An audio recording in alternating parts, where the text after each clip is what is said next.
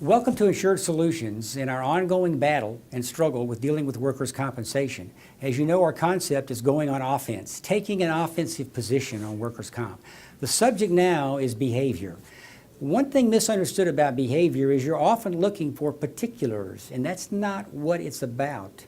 Behavior is the terms and the conditions that you set within the workplace and you provide as an expectation for the employees. And it begins at the point of hire. Behavior is a critical subject to get control of. So everything we do may have paper, but the paper is not the point. The point is the change in behavior the paper induces on those who are, I don't want to say they're unwilling or unaware, but they are unaware that it's happening because you're setting standards, both positive and negative, to create a cohesion and change a culture. Some companies don't need it, some need it terribly bad. If you're having a lot of losses and claims, you probably have behavior issues that have run amok. You need to get control of it. Behavior is a matter of how you project it in the workplace. It can be through posters. One key point is to use sign and date policies on subjects that matter greatly, to have consequences tied to the subjects themselves. For example, we have here our first poster that goes up in the workplace. You notice it's a $1,000 reward poster for anyone squealing or ratting on somebody who's trying to pull a con game on you. And that's important. You need to have employees looking over their shoulder what they say, because loose lips sink ships. And that can very well happen, and many of the claimants who are out to take advantage know this. Now, has the $1,000 ever been paid? No, because just because someone reports that someone is trying to defraud does not mean it's going to shut a claim down. What it means is that we have reason to believe there's a problem, but more importantly, what it means is there's a behavior effect of the poster. It goes after behavior. That's what all this is about. The next thing you'll see as a possible sign and date form talks about conditions of employment. All conditions of employment bring out on this form are the top 17 points of behavior that are common employee handbook subjects that can cause disciplinary action on an employee, whether it's stealing, lying, sleeping on the job, doing drugs, having unauthorized electronic equipment. It can be a variety of things on the job. And again, do these points matter? Well, sure they do.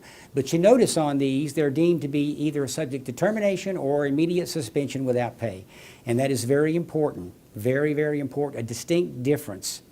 But the behavior on this conditions of employment form, you'll also notice, talks about safety policy. Again, it's a jab at the enforcement and the way you take safety seriously. Below that, an EEOC component to remind them that you comply. Below that is a harassment component to remind them that you don't tolerate it. So not only does this get the message out of behavior under a visible mindset that they sign and date for, which elevates the importance of it, but it also covers you against the need to have periodic reminders. This particular notice that's signed and dated should be used at least once a year, preferably in January. It's a great way to start the new year, January 1st. Come right out of the gate, reintroduce it, boom. And by the way, these are orientation forms, the reward poster, the behavior. They're all orientation forms that start out of the gate since new hires don't understand. They won't know your culture, but they'll quickly be brought under the umbrella of it. The next one you're going to see up here is what it means to report all injuries immediately. This is extremely important. Your policy is to report immediately. An employee may think, well, what does that mean?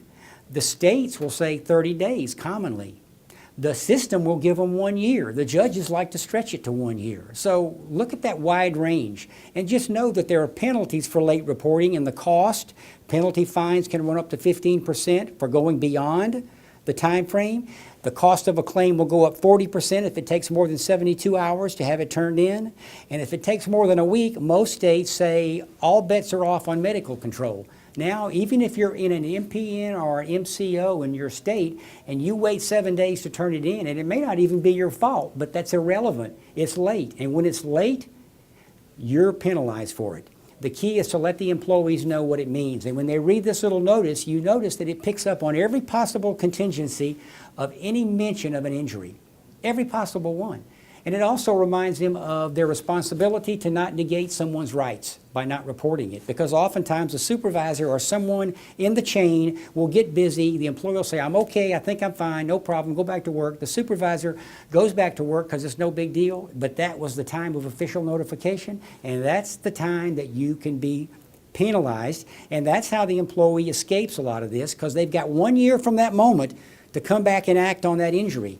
So it's important you take action right away. They do what? They go to the doctor, they fill out all the paperwork as a claim, because it's a claim, if any word of it comes up, and they do a drug test. The drug subject we talked about earlier. Remember, the drug subject is key, refusal. If they go to the doctor, drug test. If they don't, there's a drug test. The key is there will always be a drug test. You can't get away from that. The next form you're going to see on there is a injury statement list. Now, this form is, again, a subject. It's not in and of itself the perfect solution. If you have a fixed location where employees clock in and clock out every day, that's fine. It works fine. Where they acknowledge were they hurt, not hurt. If they were hurt, they told the supervisor. If they witnessed an injury, they told the supervisor. So you're covering both situations, injured or a witness, because there can be collusion going on between employees and one can support the other, and that's all they need, and now you've got a valid claim to deal with that you're not going to be able to stop. So you shut it down on both ends. It could be your people go out in the field and they turn in daily or weekly timesheets, and you've got a box you can add to their paperwork that's already in place. One box, I was not injured this pay period or this week. It's better to keep it away from pay periods. Keep it in a time frame. You don't want it associated with any kind of extortion to where they won't get their check unless they do it. Or they can check a box, I was not injured, boom. Or I was injured and told the supervisor. So it's turned in. This is what we call a truth statement. It lets them know somebody is watching the truth, and that's us at Insurance Solutions. You save these up. And we have a claim and you have one coming in late, we're going to ask you to pull those checklists to see if they're on there. And we will catch them sometimes in a fabrication. They forget it. The next is a poster you'll see on substance abuse.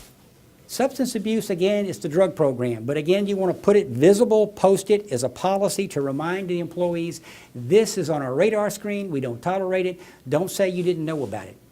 Again, the image is important for behavior. We're trying to get behavior. And lastly, in a positive vein, you're going to have the chance to issue for signing and dating at orientation and for existing employees a standards of conduct. So you know these standards are pretty much adopted by half the Fortune 500 companies. They're very valuable. Why? Because you put forth what you have as an expectation from everyone who works for you. They need to know what to provide you. They need to know your position and that you believe in right, not wrong. You expect integrity.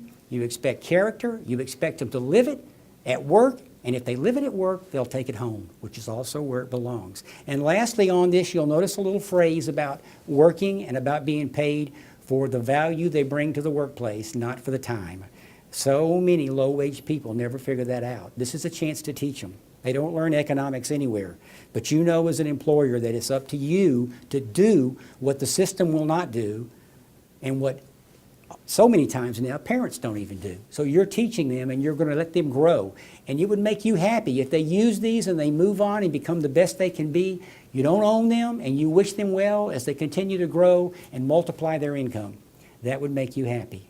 And if they feel that you're genuine in that, that will go a long way towards setting a cultural base that you need to work from. You'll have those periodically that'll have some mockery. They will be the ones to put it down. The glass is always half empty, not half full. Yeah, you're going to have those. But you know what that tells you? When you notice that, they have to go. You have to replace them. You build your structure the way you want it with a foundation of integrity, and you will reap the benefits of it. If you ignore it, it'll get out of hand and it'll start to run you over. You have no representation whatsoever. The employees have all they need with unlimited resources, so it's up to you. One more powerful behavior tool at the very end.